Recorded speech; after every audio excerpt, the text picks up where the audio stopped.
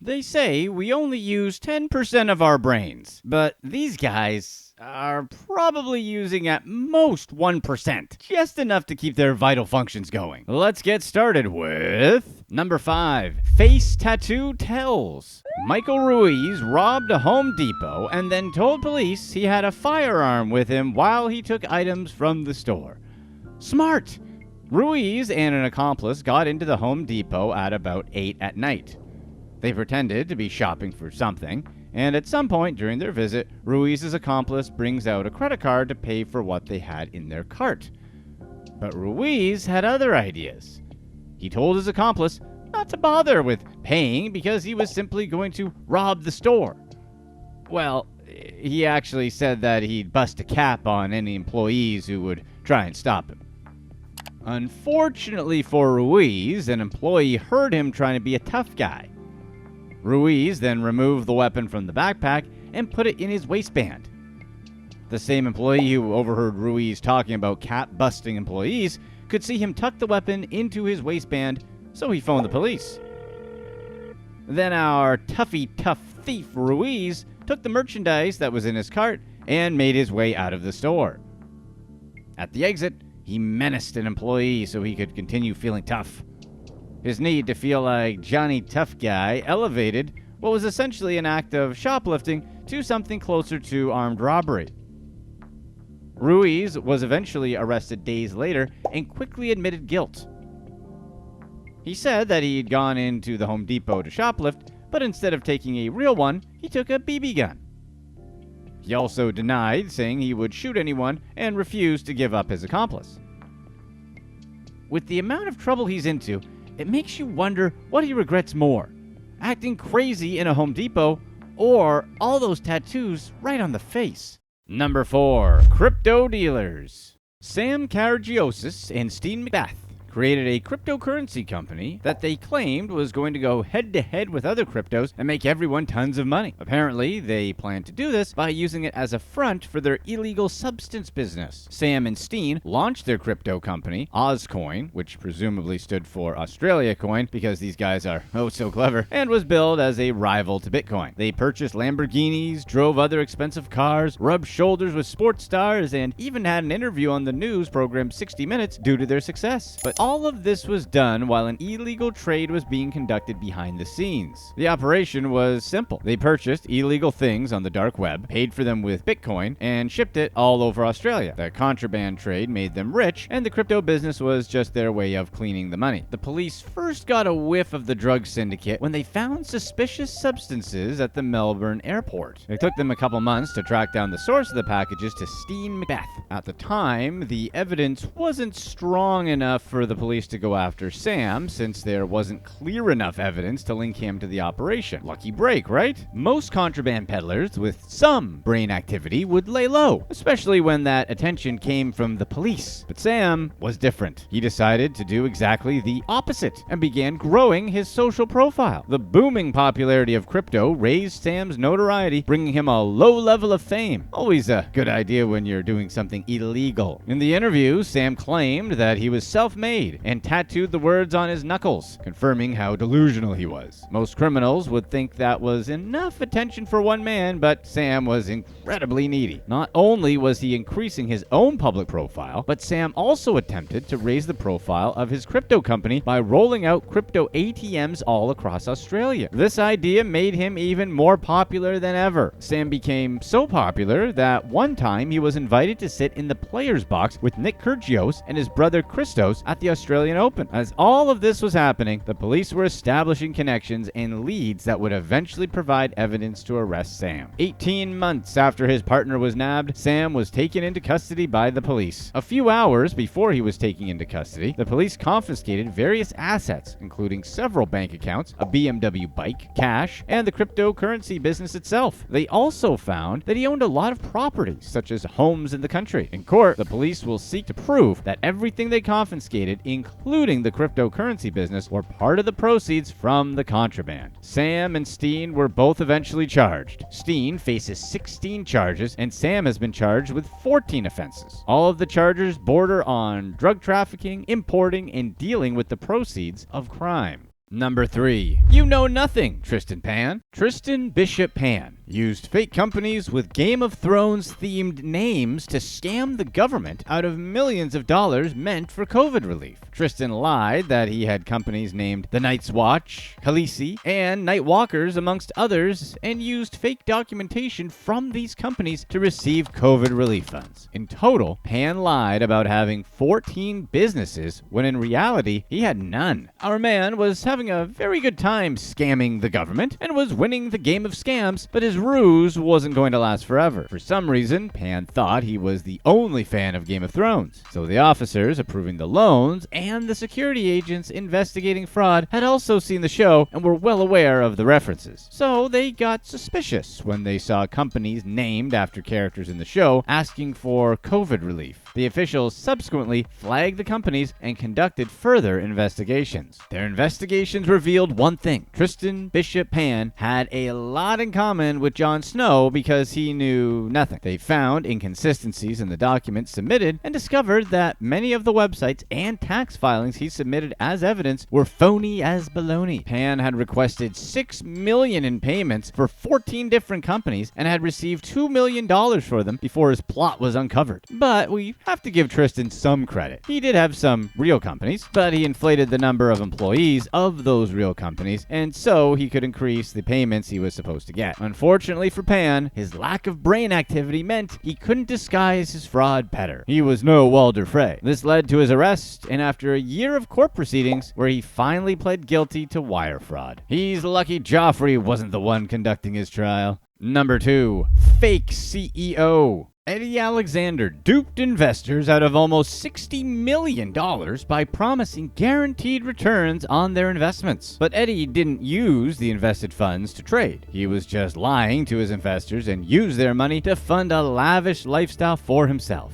Color us surprised. Eddie claimed that he owned an investment platform called MNEFX. MNEFX was a Forex trading platform where Eddie took capital and turned it into profit for investors. He claimed that people could invest in this platform and earn about 5% return a week on investments. This meant that they could double their money in 5 months. Investors could log into MNEFX to check the value of their investments, and the site would duly report it to them. So, how good of a trader was Eddie to be there to promise such high returns? When he was selling his platform to investors, he claimed to have a robo-advisor assisted account to conduct trading. He argued that this was his trade secret and was the secret system that allowed him to make so much money on a rolling basis. Since it was a trade secret, Eddie was able to stop investors from inquiring about it. He also said that his team was supplemented by expert traders who wouldn't lose investors' money. But all of it was all a bunch of BS, of course. There was no robo-advisor assisted account, and there was no MNEFX. The site was fake, and the money investors were tracking were phantom figures generated by a computer. So where did all the money go if Eddie was never investing? Well, technically, he was investing the money. It was just more in himself. About $14 million of it went straight into Eddie's personal bank account. He used some of the money to purchase a BMW and used another part to finance car payments. He also used the money to throw parties, rent an office, and hire attorneys. But Eddie wasn't completely irresponsible. He did invest some of the money he got from investors, but he sustained a $6 million loss from those investments. Not only was he an air-brained criminal, but he was also a bad trader. Unfortunately for Eddie, he had always been on the FBI's radar. Initial investigations by the FBI showed that he was making up the numbers he gave his clients. They had videos of a whiteboard in his office that said he should never give less than 5% or more than 9.99% in weekly ROI to his clients. The problem with this was that his ROI was what was reflected on the accounts that his investors had on the MNEFX platform. So he was obviously making it up as he went. Eddie essentially ran a Ponzi scheme and built it up with even more lies. There were many times he misrepresented how much the company had to investors. Eddie even once claimed that the platform had $114 million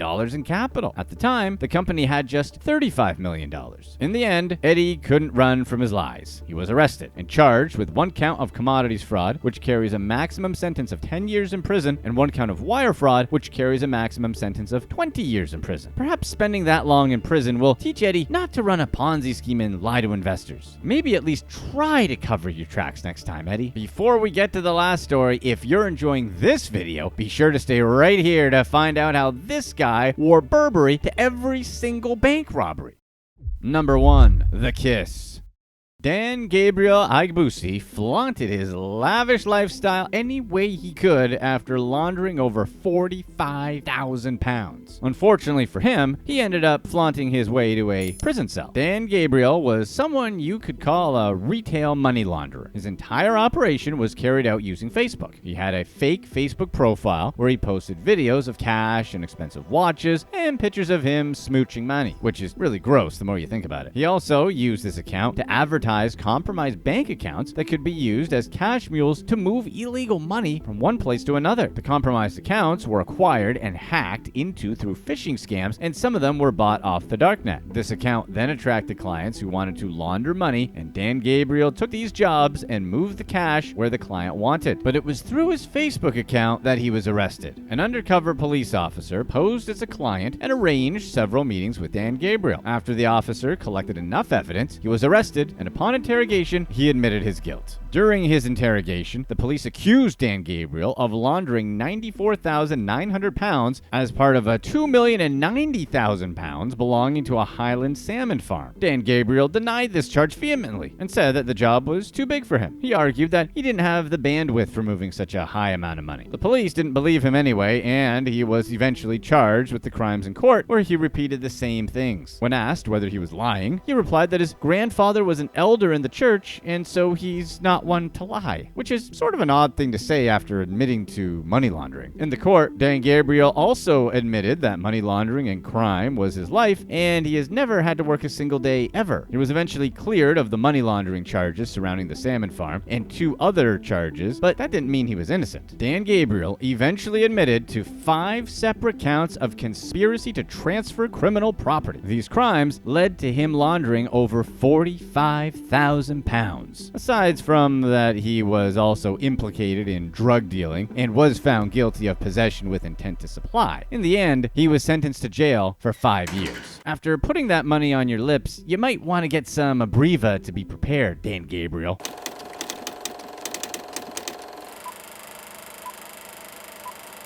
What are some of the most daring robberies people actually try? Let's get right to it with number 5. Criminal fashion.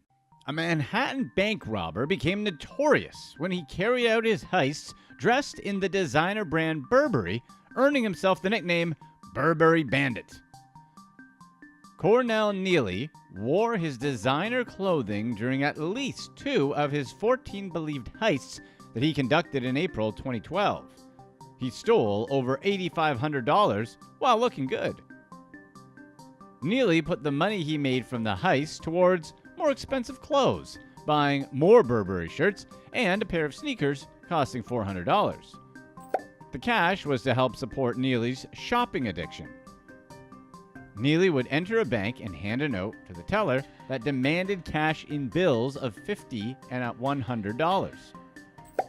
It was likely sprayed with cologne, since Neely has an image to maintain. Neely became nervous after entering a Bank of America in Midtown Manhattan on at least one occasion and left empty-handed. Later that day, he held up a Chase branch near Columbia University and left with $500. Neely dressed casually for a crime wave he committed on April 11, 2012, where he stole $2,320 from a Midtown sovereign bank. It took him a month before he struck again, this time at an HSBC where he swiped $724. He took $400 from an Atlantic branch 6 days later. Neely's stealing sprees across Manhattan made him notorious in the area. After months of not being caught, police finally arrested him and charged him with 14 bank heists. In 2014, Neely received a 5 to 10-year prison sentence and was released in December 2019. However, it appeared that he hadn't learned his lesson. Between late June 2019 and July 10, 2019, he robbed or attempted to rob 9 more Manhattan banks. On July 3, 2019, he tried to hold up a bank on Park Avenue, but he left empty-handed shortly after handing the teller a note. Later that day, he went to a bank on 9th Avenue where he left with $1,000. There was no stopping the Burberry bandit, except maybe a sale at Nordstrom's. Neely went on another spree between January 4 and February 29, 2020. During that time, he attempted to rob 3 more banks, stealing another $3,000. Federal authorities arrested Neely in January 2021, ending his fantastically dressed reign of terror. Shortly after, Neely was handed a 13-count indictment for his robbery spree. In his hearing in Manhattan federal court, Neely alleged that his actions resulted from mental illness and drug addiction. Judge Valerie Caproni acknowledged that his crimes weren't performed out of maliciousness, but were the actions of someone that needed help, but also more clothes. Judge Valerie could empathize. Neely apologized to those he scared during his heists and sent a letter to Caproni before the sentencing, arguing that more prison time wouldn't help rehabilitate him. He argued that there were fewer good people than bad ones in jail and that he learned better ways to steal from those around him when he was in prison. The argument didn't fly, however, and Neely pleaded guilty and received a 26-month prison sentence and 5 years of supervised release. The biggest punishment for him was probably the crappy prison outfits. Number 4. Inside Man.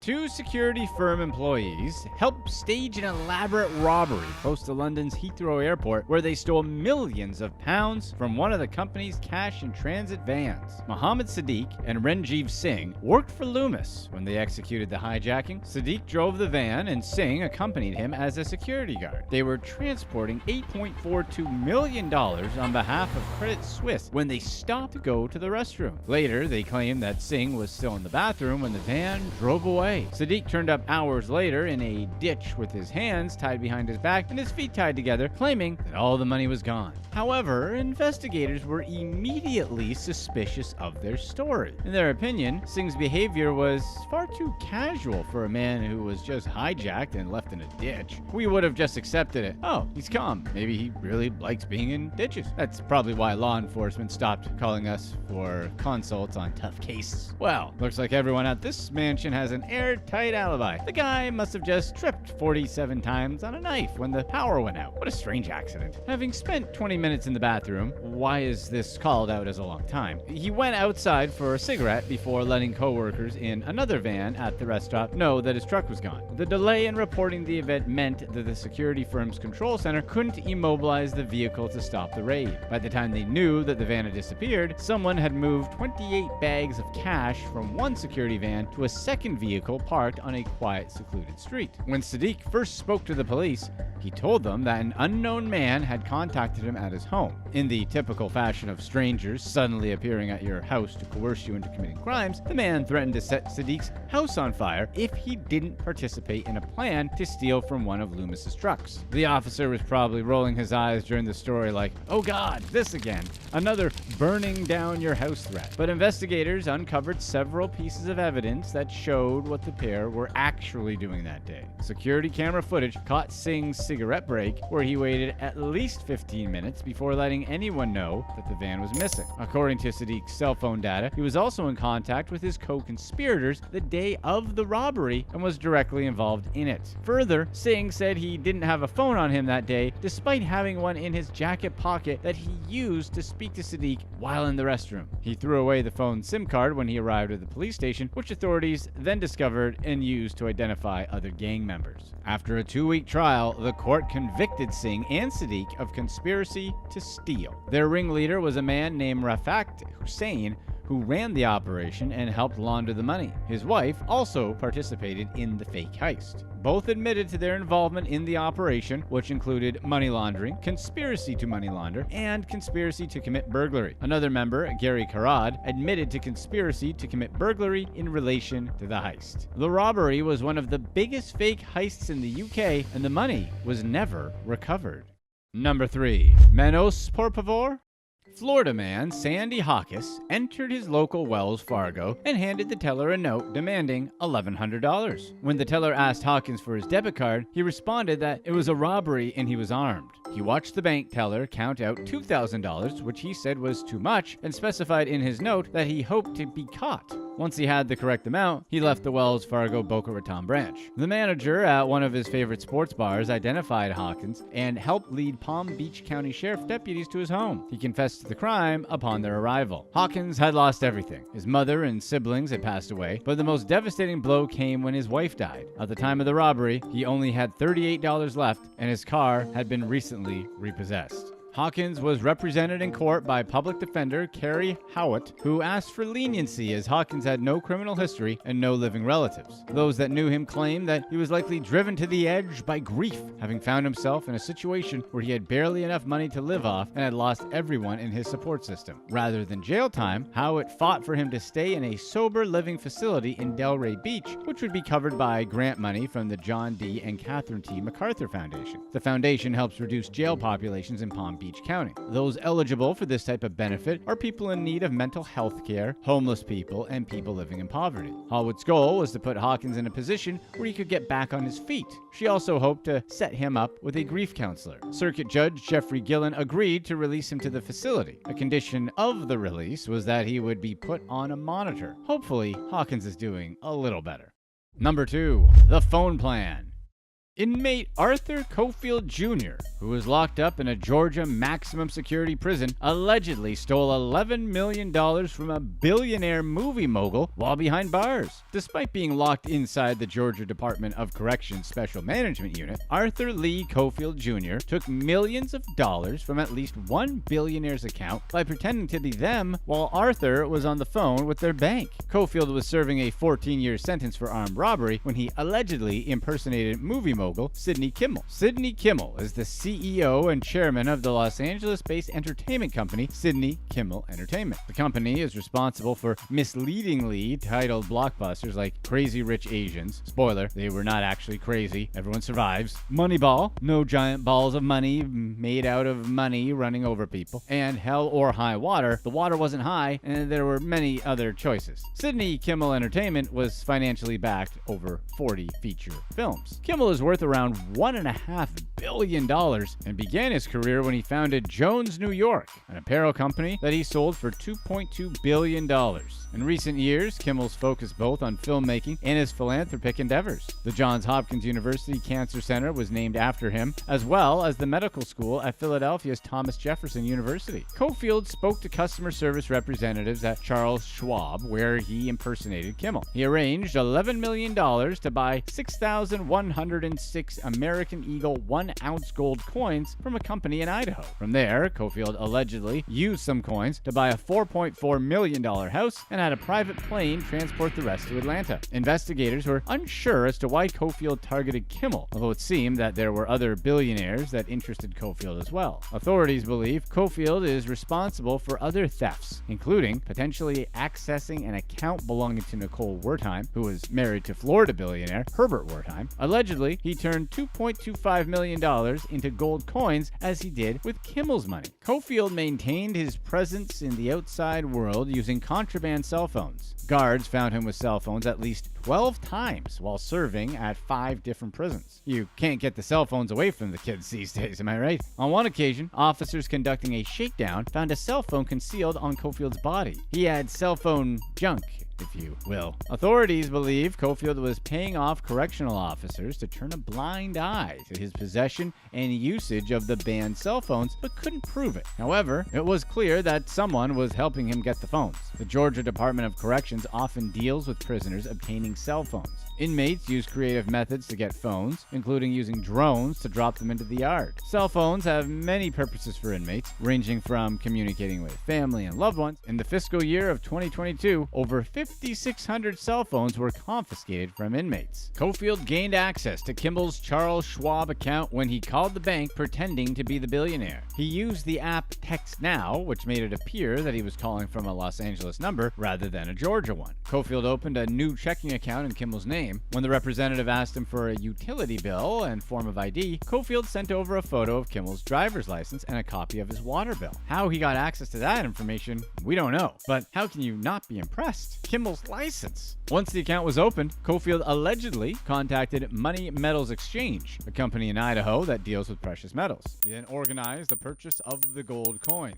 To wire money to Money Metals Exchange, Cofield gave Schwab a reimbursement request and a forged letter of authorization from Kimmel. He organized a private plane to bring the coins to Atlanta and arranged a security detail for the transaction. Authorities allege that Eldridge met the plane when it touched down at Atlanta's Signature Airport, where he collected the coins. Elia was likely responsible for finding the house Cofield purchased. At the time, the house, situated on Randall Mill, wasn't even for sale due to being under construction. Elia posed as Cofield's wife and convinced the owner to sell her the home for $4.4 million to Cofield under the name Archie Lee. They paid the majority of the roughly $500,000 down payment in cash. During closing, Eldridge took the money in duffel bags to a branch of Cadence Bank located in Alpharetta. Everyone that dealt with Archie seemed to have a strange feeling about him. He'd only meet people on the phone and go weeks without communicating, then reappear and give an excuse for not being available, like claiming he was out of the country. Cofield told the original Randall Mill homeowner that he was a talent scout for rap artists trying to make it in the music industry. Supposedly, his role required him to have large amounts of cash on hand. He claimed that he made his money by investing in Bitcoin. Sidney Kimmel didn't suffer financially from the ordeal. Thank heavens. We don't know what we would do if Kimmel suffered any sort of financial loss, so he was ultimately not the victim. Kimmel actually slept peacefully, unaware that he had some chump change stolen, like the precious angel he is. Charles Schwab reimbursed Kimmel for the total amount stolen, as is their policy in cases of unauthorized activity. Once the suspected fraudulent activity was on their radar, they launched an official investigation and ensured their client's account was protected. They also notified the authorities. Federal agents uncovered Cofield's criminal activities in 2020 and charged him with conspiracy to commit bank fraud and money laundering. They believed he likely orchestrated many similar thefts from billionaires' accounts, but the theory hadn't been proven as of October 2022. Eldridge and Elia Bennett also faced charges for their roles in the scheme. The house became subject to forfeiture and sale by the government. Number 1. Facebook Confessions. A London-based gang of 8 men stole expensive luxury cars from some of the wealthiest residents in the city. They stole Range Rovers, Porsches, BMWs, and a Mercedes worth $120,000. In addition, they took phones, laptops, and jewelry in at least 15 different robberies. The group couldn't keep quiet about their newfound wealth and took to social media to brag about it. How else are people going to know that you've been stealing expensive cars unless you're telling everyone online, you know? One member took a picture of himself holding a stack of cash between 2 slices of bread, showing off a cash sandwich. The joke is on him, though. You can only get coins back if you eat them. Unfortunately, we lost all of our rent money learning that little lesson. Another member posed with a huge pile of 20 and 50-pound notes worth $24 and $60 each. 2 of the gang members also took pictures with the stolen Mercedes. Police obtained video footage from their phones where they raced the cars they stole and messages they sent one another to arrange the burglaries, leading directly to their arrest. Between April and September 2012, the group broke into homes in Kensington, Notting Hill, and Kensale Green, where they stole at least 9 cars, jewelry, and electronic goods. They targeted houses with valuable cars and often broke into the homes just to get the keys. Caitlin Williamson, the ringleader, had pictures on his phone where he held 3 keys from stolen vehicles. In another photo, he was sitting on a Porsche 911 that was reported stolen by its owner. Video footage of him running from officers and accidentally dropping the key to a stolen Land Rover was used as evidence in court. Out of everything they stole, the main trophy was the $120,000 white Mercedes. Police returned the vehicle to its owner, but the gang kept the key. They tried to steal it again, but discovered it had been reprogrammed. The owner caught them on his home surveillance camera and chased the thieves away. On another occasion, the gang had to flee the scene after attempting to steal a Maserati and a laptop after the owner confronted them midway through the robbery. The group all pleaded guilty to conspiracy to commit a dwelling house burglary in court, with the exception of Rory Mason, who claimed to have nothing to do with the robberies. However, a jury found the whole group guilty. Their prison sentences ranged from almost 5 years to 3 years and 10 months. Williamson's sentence was 4 years and 8 months after being the brains behind most of the operation. Click to watch one of these next videos. Let us know in the comments section what you'd rather do if you had to do it, of course. Try to rob a bank or try to escape a police chase in a car.